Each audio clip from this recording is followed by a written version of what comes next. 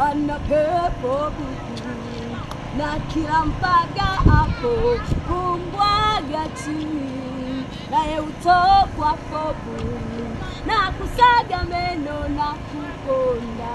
Kasema na wanafunzi wamtoe pepo wasiweze.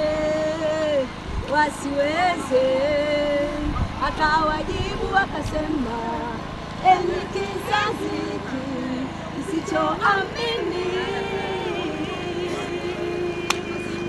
nikae nanyi hata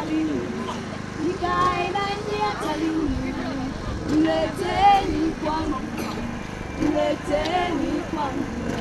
Akawajibu akasema, enyi kizazi